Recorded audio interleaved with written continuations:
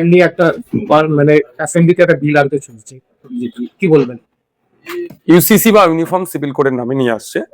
এই বিলের অবশ্যই আমরা বিরোধিতা করবই, কারণ এক দেশ এক আইন স্লোগান যেটা তুললেও এই দেশে ভিন্ন মতের, ভিন্ন জাতের, ভিন্ন বর্ণের, ভিন্ন সমাজের, ভিন্ন ভাষার মানুষ বসবাস করে। এই দেশে এটা মহৎ ঐতিহ্য। সারা পৃথিবী জুড়ে যত না ভাষাভাষী আছে আমাদের ভারতবর্ষে দেখতে গেলে কোনো অংশ কম নয়। যে চাপিয়ে দেওয়ার যে সংখ্যাগরিষ্ঠতার সুযোগ নিয়ে মানে সংখ্যাগরিষ্ঠ গণতন্ত্রের আস্ফলন কোনোভাবেই মেনে নেওয়া যায় না। অবশ্যই আমরা বিরোধিতা করব, কারণ এই ইউনিফর্ম সিভিল কোডের মাধ্যমে যদি নিয়ে আসে তাহলে আর্টিকেল 25, আর্টিকেল 26, আর্টিকেল 29 পর্যন্ত আক্রান্ত হবে।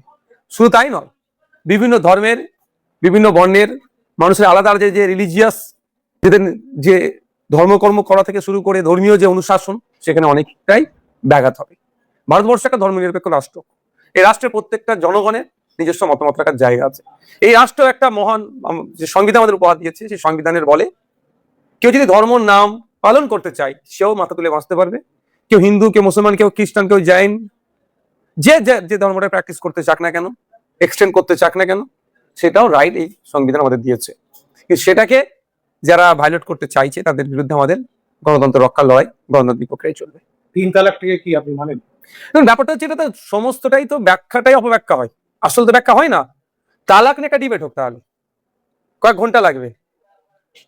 যে তালাকটা যেমন আছে তার এগেনস্টে মানে যদি আরবিক ভাষায় বলে খোলা, মহিলাদেরকেও রাইট দেওয়া আছে।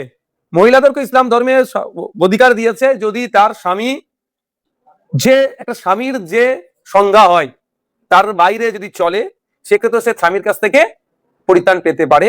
তার নামটা খোলা। তালাকটা কি? তালাকটা হচ্ছে ডিভোর্স। এটাকে যেন অ্যাটম বোম হিসাবে দেখানো হচ্ছে, পরমাণু বোম হিসাবে দেখানো হচ্ছে। ব্যাপারটা কিছুই নয়। এটাকে শুধুমাত্র সংখ্যালঘু আর বিশেষ করে মুসলিম সম্প্রদায়কে দেখিয়ে দেওয়ার জন্য এই ধরনের একটা আস্ফলন তৈরি করা হচ্ছে, একটা ন্যারেটিভ তৈরি করা হচ্ছে। এই যে মানে মহিলাদের যে সম্পত্তিটা সমানভাবে যে বন্টন, এই বিষয়টাকে কি আপনি মানেন? তো আমি আপনাকে বলি, ইসলাম ধর্মে মহিলা, পুরুষ, পিতা, মাতা, একটা পরিবারের পুত্র, কন্যা, পিতা, মাতা, স্বামী স্ত্রী যদি হয়, এই ক্ষেত্রে স্বামীর ধরুন আমি আমার কথা বলি, আমরা যে ভাই বোন আছি, আমার বোন আমার পিতার সম্পত্তি যেমন ভাগ পাবে, আমার বোন যখন বিবাহিত হয়ে স্বামীর ঘরে যাচ্ছে স্বামীর সম্পত্তির ওপরেও ভাগ পাচ্ছে। এটা ইসলাম ধর্মের যে পার্সোনাল যে ল যেটাকে বলা হয় সেটা আছে, কিন্তু অন্যান্য ধর্মীয় পার্সোনাল লতে কিন্তু এটা উল্লেখ করা নাই। সে হিসাব করে দেখা যাবে যে কোনো অংশে তার সম্পত্তি সমপরিমাণ কম হচ্ছে না। কিন্তু এইগুলোকে ছোট ছোট ব্যাখ্যা শুধু করলে আপনি বিস্তারিত ব্যাখ্যা আছে। তালাক যেমন আপনি একটু আগে বলছেন, তালাকে বিদাত আছে, নিষিদ্ধ মানে বিদাত বলা হচ্ছে তালাকে, সেটা ব্যাখ্যা অনেক প্রসঙ্গ। ব্যাপারটা হচ্ছে, আমি একটা কথা বলি, দরকার এখন আমাদের ইউনাইটেড হওয়ার, ইউনিফাইড করার চেষ্টা করছে। দরকার আমাদের এই মুহূর্তে যে ভাই পেট্রোলের দাম কমবে বলেছিলেন আপনারা যখন সরকারে ছিলেন, এই যখন বিরোধিতা আসনে ছিলেন, তখন আপনারা বলেছিলেন কি, দিল্লিকে দেখিয়েছিলেন আর কটা রাজ্যকে দেখিয়েছিলেন যে পশ্চিমবাংলায় বিজেপি ক্ষমতায় আসলে ওই রাজ্যের মতো পেট্রোল ডিজেলের দাম হবে। এখনো 2 মাস হতে চলেছে, সরকার সে দাম কমায়নি।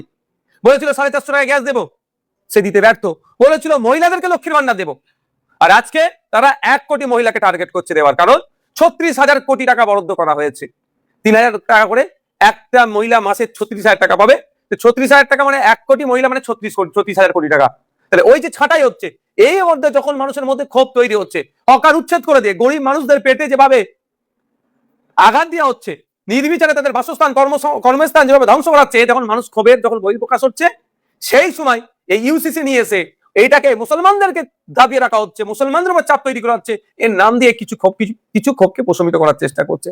তবে একটা কথা বলবো, আর্টিকেল 44 এটা গল্প শোনাবে, সেই ডিবেট গুলোকেও দেখতে হবে। আর্টিকেল 44 কিসের বেসিসে ডিবেট হয়েছিল, এটা নিয়ে আসলে সরাসরি আর্টিকেল 25, 26, 29 আঘাতপ্রাপ্ত হবে, ক্লাস করবে আর্টিকেলের সাথে। কেন্দ্র এবং রাজ্য সরকার ডবল ইঞ্জিন সরকার, এটা কি চাপিয়ে দেওয়ার কোনো রাজনীতি করছে? দেখুন, একটা কথা বলি, আমি আবারও বলছি, সংখ্যাগরিষ্ঠ গণতন্ত্রের আস্ফালন ছাড়া এটার কিছুই নয়, যেটা এটার ফিউচারটা খারাপ ছাড়া ভালো নেই। আজকে আপনারা দেখুন, এই সংখ্যাগরিষ্ঠ লড়াই, যে হিন্দু মুসলমান লড়াই লাগিয়ে দিয়ে দেখুন, আজকে অযোধ্যা মন্দিরের থেকে চুরি হয়ে গেল, সেই না উচ্চবাচ্য সেই অর্থে আছে? একটা মন্দির থেকে এত কোটি টাকা সম্পত্তি চুরি হয়ে যাচ্ছে, কোনো উচ্চবাচ্য আছে?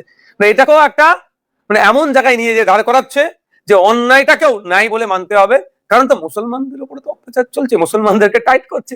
আরে মুসলমানদেরকে টাইট করতে যে অন্য সমাজের মানুষও টাইট হয়ে যাচ্ছে।